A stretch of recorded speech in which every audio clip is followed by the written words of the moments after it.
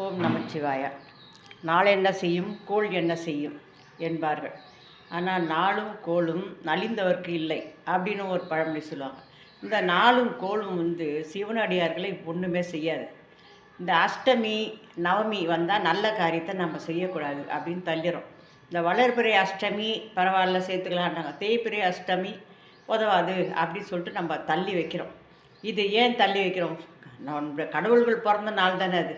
நம்ம நம்மளுடைய தெய்வங்கள் பிறந்த நாட்களை ஏன் நம்ம கெட்ட நாள்னு சொல்லிட்டு தள்ளி வைக்கிறோம்? நல்ல காரியத்துக்கு இதுக்காகவே சம்பந்தர் என்ன பண்ணார், ஒரு ஒரு உரையாடலையே நிகழ்த்தினார்.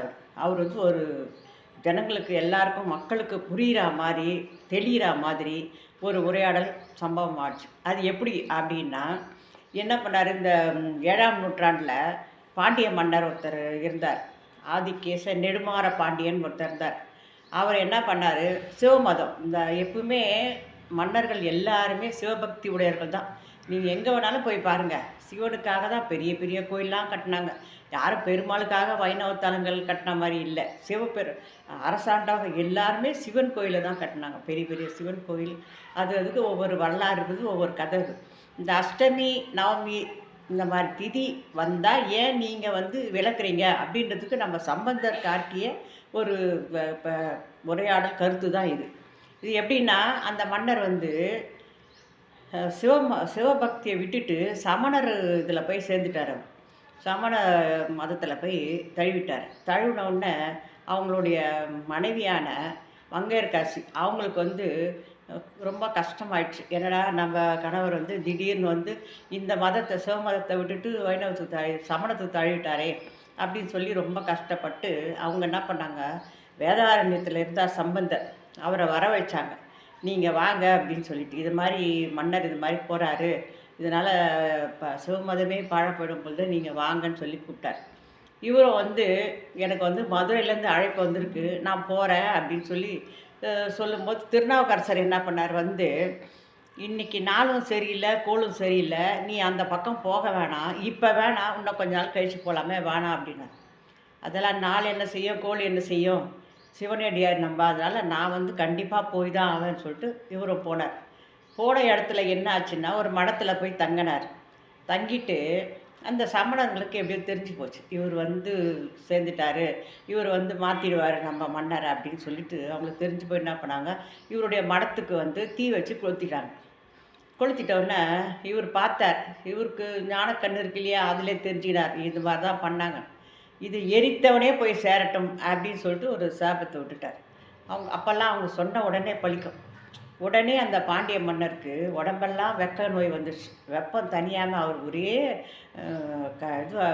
வலியால் துடிக்க ஆரம்பிச்சிட்டார். அப்போ தான் இந்த அம்மா சொல்கிறாங்க, இந்த மாதிரி சம்பந்தர் வந்திருக்காரு, அவரை நான் வர வச்சா உன்னுடைய வெக்கை நோய் தீரும், நான் என்ன சொல்கிறீங்க அப்படின்னு கேட்டவுடனே அவர் என்ன சொல்கிறாரு, சரி அப்படி தான் கூப்பிடு அப்படின்னு சொன்னோடனே அவர் வரார். மீனாட்சி அம்மன் கோயிலில் இருக்கிற ஒரு சாம்பல் பிரசாதத்தை எடுத்துகிட்டு போய் அவர் உடம்பெல்லாம் பூசி, மந்திரமாவது நீர், தந்திரமாவது நீர், சுந்தரமாவது நீர், துதிக்கப்படுவது நீர், சமயத்தில் வருவது நீர் அப்படின்ற பதிகத்தை பாடி அவர் உடம்பெல்லாம் பூசின உடனே இந்த வெப்ப நோய் குணமாயிடுச்சு. குணமாயிட்ட பிறகு அவர் சரி நம்ம போயிடலாமே, இவர் குணமாயிட்ட பிறகு மறுபடியும் இவருக்கு நன்றி சொல்லிட்டு இவர் சிவமதத்தையே எடுத்துக்கிட்டார். இதனால் இந்த சமணர்களுக்கு ரொம்ப காழ்ப்புணர்ச்சி ஆயிடுச்சு. சரி இவரை விடக்கூடாது, இவருடைய இவர் நம்ம சும்மா விடக்கூடாதுன்னு சொல்லிட்டு இவர்கிட்ட போய் என்ன சொல்கிறாங்க, நீ இது மாதிரி பண்ணிட்ட, எங்களுடைய இதுக்கு அனல்வாதம் ஒன்று இருக்குது, புனல்வாதம் ஒன்று இருக்குது, இதுக்கு நீ தயாரா அப்படின்ற. இந்த அனல்வாதம் அப்படின்னா இந்த சம்பந்தர் எழுதிய நூல்கள் ஏடுகள் பதிகங்கள் எல்லாத்தையும் போட்டு எரிச்சிடும். புனல்வாதம் அப்படின்னு சொன்னால் எல்லாத்தையும் ஆற்றுல போட்டுரும். இந்த ரெண்டுத்துக்கும் நீ தயாரா அப்படின்னு கேட்டாங்க.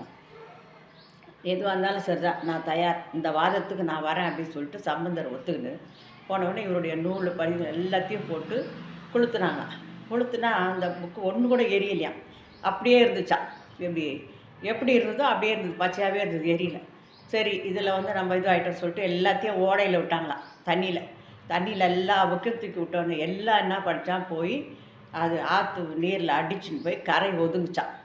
அந்த ஒதுங்கின இடம்தான் வந்து திருவேடகம் அப்படின்னு பேர். அந்த கரையில் ஒதுங்கின திருவான வந்து இந்த வேடகம் ஏடெல்லாம் வந்து கரை ஒதுங்கினால அந்த ஊருக்கு திருவேடகம் அப்படின்ற பேர். அந்த கோயிலில் இந்த அஷ்டமி நாள்லையோ நவமியோ ஏதோ வந்து சுபகாரியம் விளக்கி வைக்காமல் இந்த தடை வராமல் இருக்க அந்த ஜாதகத்தை எடுத்துன்னு போய் அந்த சந்நிதியில் வச்சு நீங்கள் பிரார்த்தனை பண்ணால் எந்த காரியமும் தடங்கள் இல்லாமல் நல்லபடியாக நடக்கும் அப்படின்ட்டு. இப்போ கூட வருஷம் ஆவணி பௌர்ணமி அன்னைக்கு அந்த கோயிலில் வெளியில் ஆற்றுல இது மாதிரி அந்த ஞாபகமாக பதிகத்தெல்லாம் ஆற்றுல விடுறாங்க. அந்த நிகழ்ச்சி இந்த வருஷம் நடக்குது. முடிஞ்சால் போய் பார்த்துட்டு வாங்க. உங்களுக்கு வாய்ப்பு இருந்தால் நீங்கள் போய் தரிசனம் பண்ணலாம். ஆவணி வருஷத்தில் ஆவணி பௌர்ணமி அன்னைக்கு இந்த நிகழ்ச்சி நடக்குது.